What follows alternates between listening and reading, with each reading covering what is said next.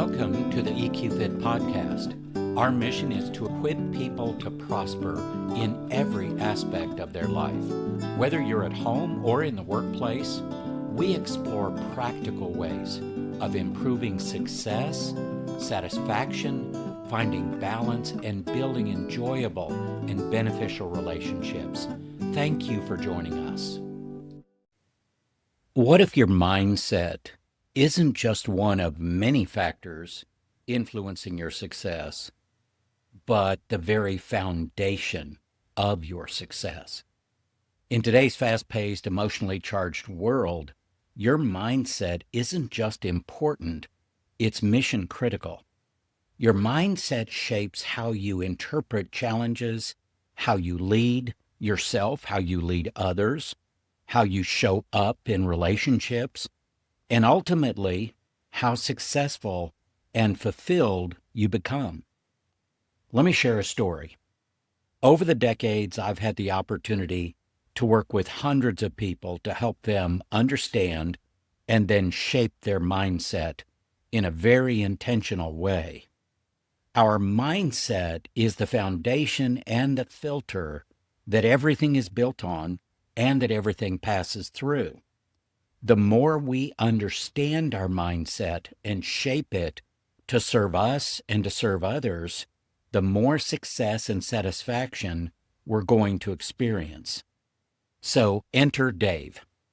Dave is a senior leader in an organization that has been charged with leading a significant change in that organization. When I first met with Dave, he was at a loss as to how to effectively do this, how to integrate this change. When I suggested we start with understanding the current state of his mindset, here was his response to me. My mindset is not the problem. It's all of these other people who need to change. And there lies the challenge, a lack of self-awareness. I finally convinced Dave that his leadership would determine the success of the change initiative. He participated in a curated package of assessments that I provided for him.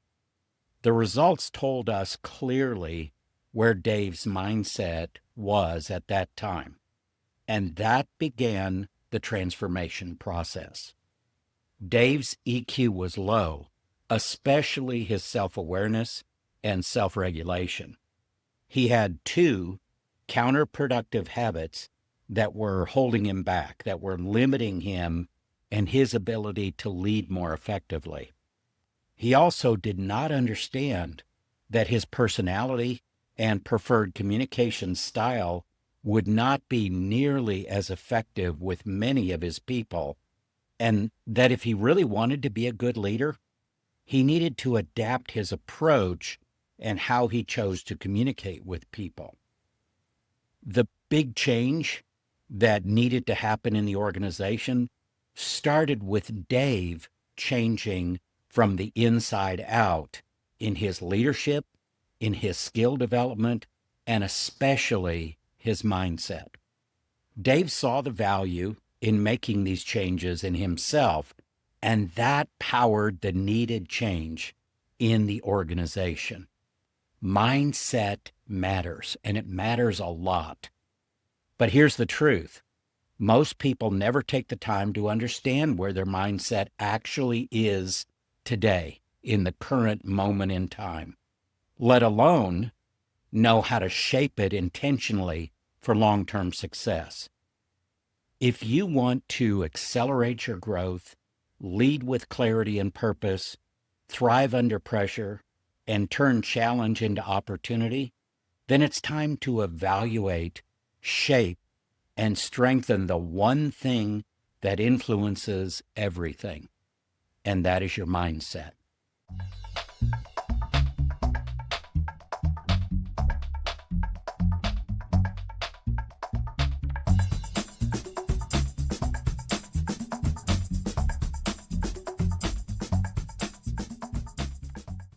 So, why does mindset matter?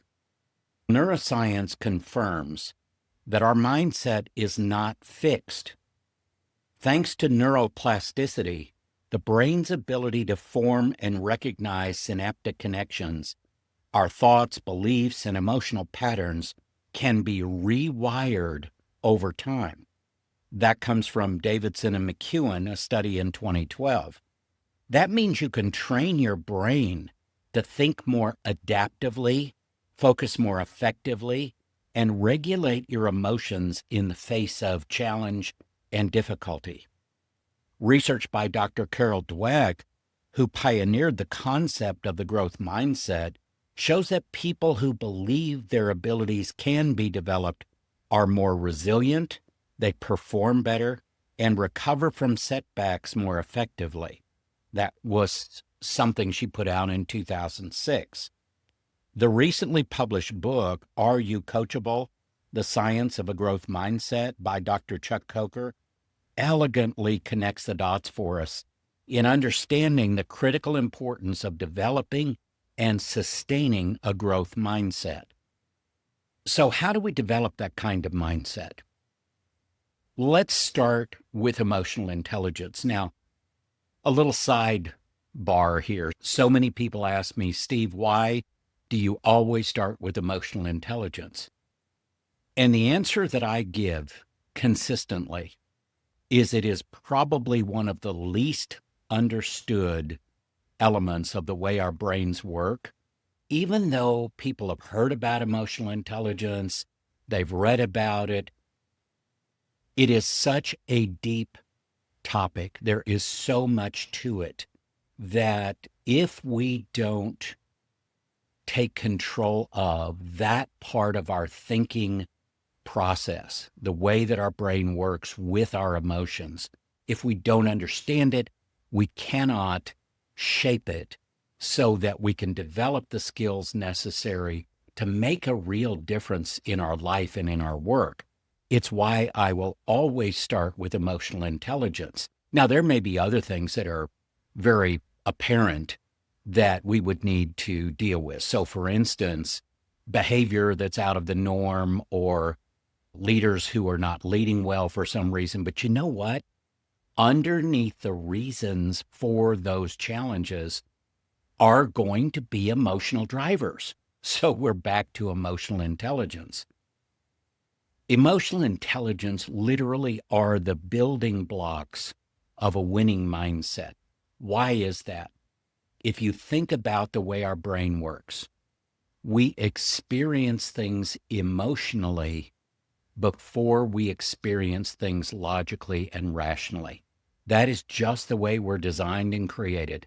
It is the way that things that we experience every day are processed by our brain. So if we don't have good self-regulation over the emotional triggers that we have, we are probably going to react more than respond. And the difference is taking the time necessary to understand not just what's being said and how it's affecting you, but how to better navigate that for better, more strategic outcomes. That is actually a skill of emotional intelligence that we call, guess what? Navigating emotions. Makes sense, doesn't it? If you lose control of your own emotions, you lose control of the conversation, of the interaction, of the relationship. And I'm not saying we're here to control everything, but control what you can, which is what is inside of you. If you want more success, more satisfaction, better relationships, better collaboration, more innovation, and frankly, if you want people to follow you as a leader, then you've got to do the things necessary so that the way you show up for them really improves that interaction. It improves your potential for success in every one of those situations. A winning mindset isn't just about positive thinking either. It's about emotionally intelligent thinking. It involves understanding what you're feeling and why. The why is really important here. Regulating your emotional responses effectively is another important part. And then staying motivated by a deeper sense of purpose and vision. It also includes the ability to empathize with others and to build meaningful relationships, as well as the wisdom to navigate social environments with insight and with intention.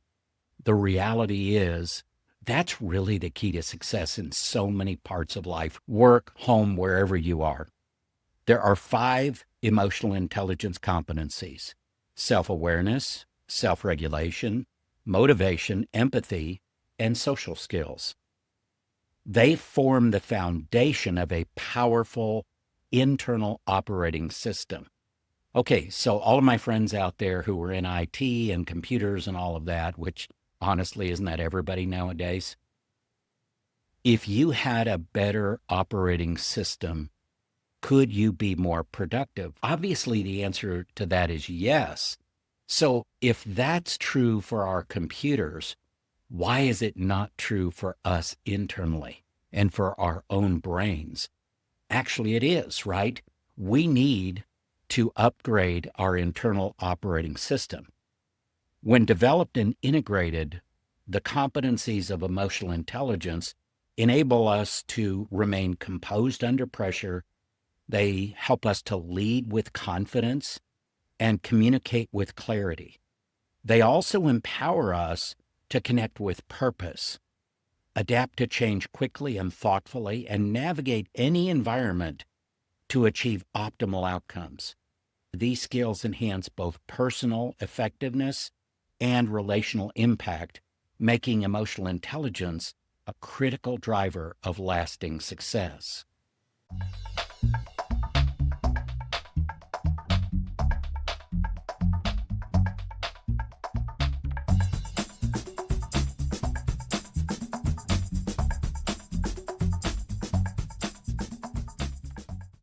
So now let's dive deeper. Let's break down each of these competencies and the specific practices that build them into sustainable patterns, all in the context of intentionally designing and upgrading our internal operating system. Number 1, self-awareness. Know what's going on inside of ourselves. Definition: the ability to recognize your emotions, your thoughts, your values, and understand their impact on your behavior. Self-awareness is also knowing how you're showing up for other people. That is a much higher level of self-awareness. Why does it matter? You cannot manage what you're not aware of. Self-awareness is the gateway to growth. You can do a variety of things to enhance this. Let me ask you a question. As we go through these 5 competencies, if you were to adopt 1 or 2 of these exercises for each one of these competencies, especially the ones that maybe are big growth areas for you, and if that would save you significant time, energy, and effort in your normal daily operation and practices, would that be beneficial? That's the outcomes that higher EQ people get. So do you want to upgrade your internal operating system to operate better under stress, under pressure, to actually be able to reduce stress, to be able to move forward in a more effective and efficient way with more purpose, and to get the kinds of outcomes that you want? That's what I'm giving you now, is a way to get there. So let's go back to the exercises for self-awareness that you can do. Do a daily reflection or journaling. Literally just taking some time to write things down in a journal or to just to reflect on them. And I know that people say, oh, I don't like journaling. Neither did I until I tried it and found how helpful it was for me. Do I spend a ton of time on that every day? No, of course not. But that's okay. I don't have to spend a lot of time because that journal becomes my stairway to grow. And that's a big part of what we're looking for here. Emotional labeling, what I call name it to tame it. That's really important. Did you know that there's 34,000 different emotions? We don't have to know all of those, right? But when you think about the nuance involved, the more we can know, the better we're going to operate. And using assessments to identify blind spots. And this is a big deal. I use a variety of different assessments for different purposes. Several of those are in the emotional intelligence area, and they are incredibly helpful to open up that blind spot area that we just don't have visibility into, hence the name blind spot. So the more you can look in a mirror and see who you really are, whether that's scary or not, it's important, because the more you understand, the more control you have over changing what you want to change. What is the outcome if you increase self-awareness? You make better decisions, you reduce reactivity, and you become more intentional. That's got to lead to better outcomes, right? Number 2, self-regulation. Master your emotional state. Notice I'm not saying control your emotions. You're going to have whatever emotions are generated in your brain through whatever experience or whatever stimuli happens, right? It is what you do after you have those emotions that's important. What do you do with that information, with that energy that comes from those emotions? What is self-regulation? It's the ability to manage disruptive emotions and impulses and to adapt to changing circumstances.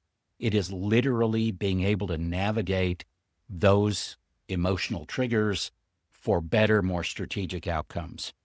Why does it matter? Self-regulation leads to resilience and agility and adaptability. It keeps you grounded in the midst of chaos. What are the practices here? What can you do to enhance self-regulation?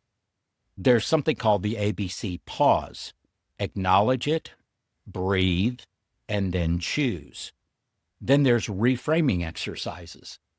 This one may sound complicated. It's actually one of the easiest exercises you can put in place.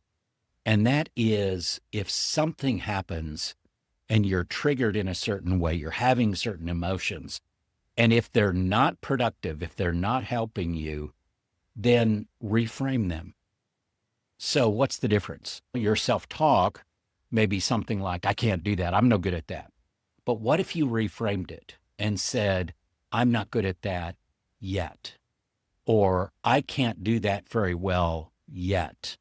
Changing the emotions at the same time you're doing reframing, and the emotions you're transitioning to are helping you be more positive and more productive as you go. What is the outcome? You gain greater control over your reactions, you reduce burnout and energy drain, and you increase trust with others. Leaders, please listen to me. Self-regulation is absolutely critical if you want to effectively lead other people. And when I say leaders, honestly, I'm talking to all of us. I believe everybody is a leader because we have to lead ourselves first.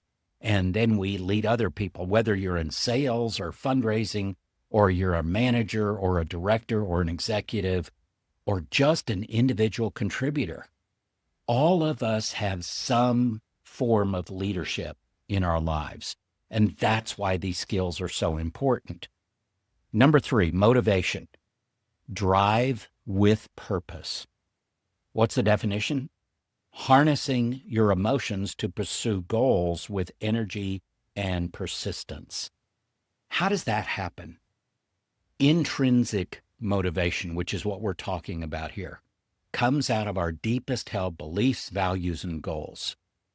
Those are reliable motivators. Whereas if we're hoping that somebody's going to give us more money, or they're going to recognize us, or more likes on social media or whatever, those are extrinsic or external motivators that are very unreliable. And frankly, they don't last very long at all. So the energy that you need to be successful and get more satisfaction out of life is going to come from the capacity you have in your intrinsic motivation.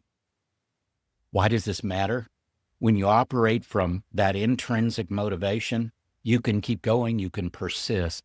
Now, I'm not talking about persisting to the point that you feel like you're banging your head against the wall and it just feels so good when you stop. What I'm talking about is in those difficult times where there's setbacks, where there's challenges, and even where there's opportunity, you've got the energy you can draw from to move forward and keep being persistent and keep pushing on so that you don't just give up. Unfortunately, in our world today, there's a lot of give up and there's a lot of give in. And so as we think about intrinsic motivation, it's a huge driver for pretty much everything important we want to achieve. How can we practice this? How can we grow this? Creating a personal motivation map. What are the things that motivate you and what would it take to increase your internal and intrinsic motivation? Connecting daily actions to long-term purpose. I love that one because it really helps us consider how our deeply held goals connect to our everyday operation. And I think that's very important. And then this is a big one, and this is one I struggle with a lot.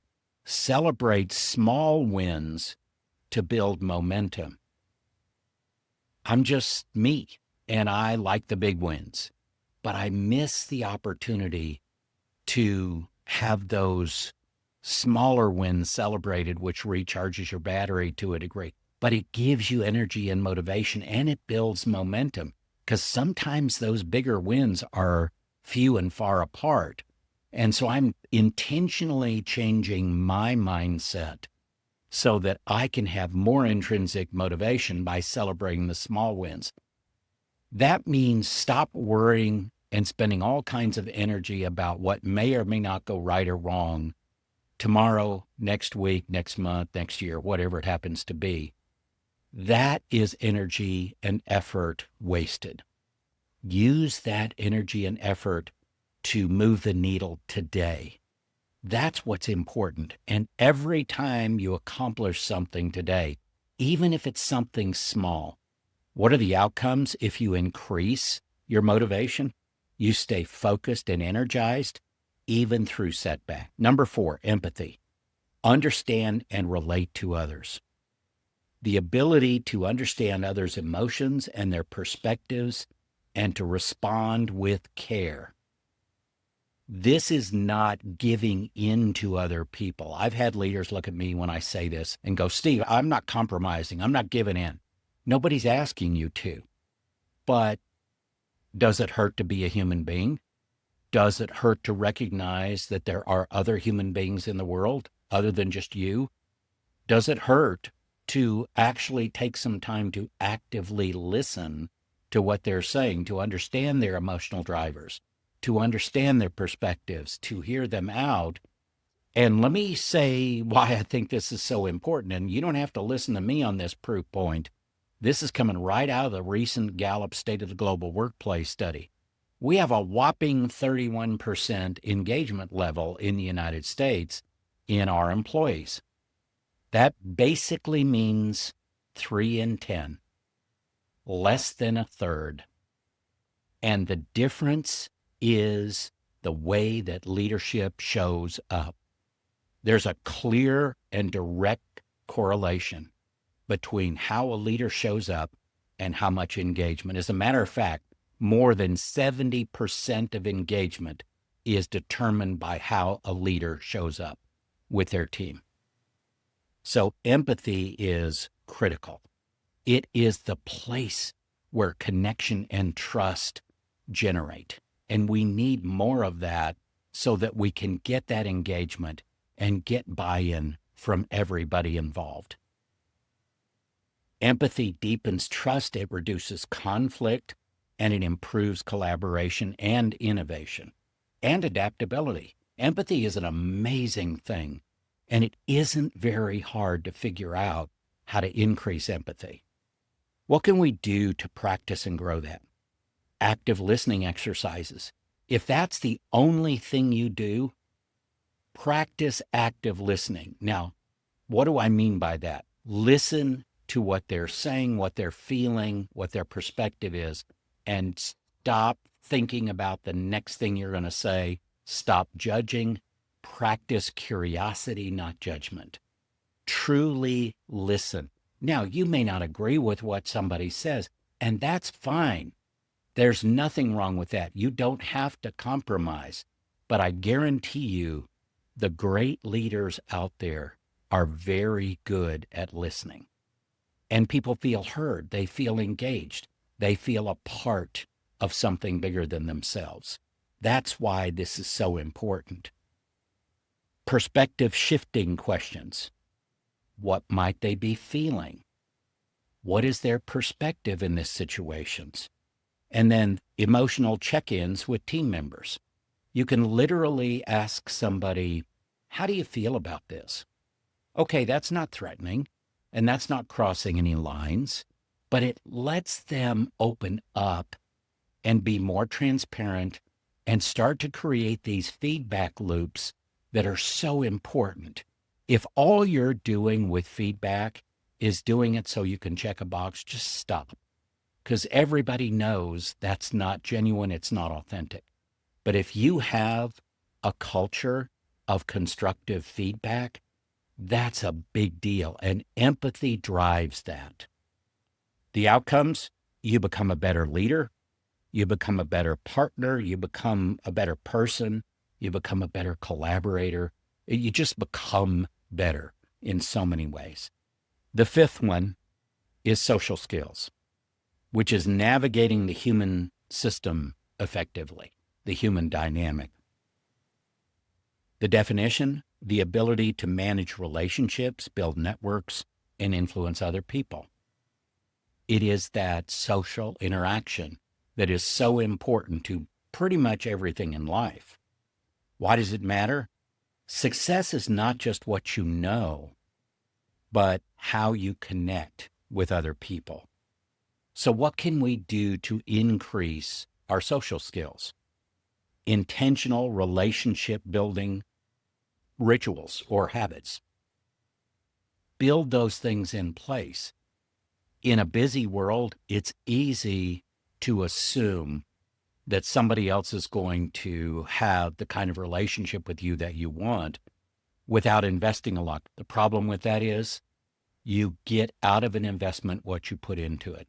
So if you want quality relationships, you need to invest more in those relationships. We can practice constructive feedback. I talked about a culture of constructive feedback. That's so very important because what it does is it creates psychological safety. It creates a place where people can feel heard and where they can feel like they're a part of something bigger than themselves.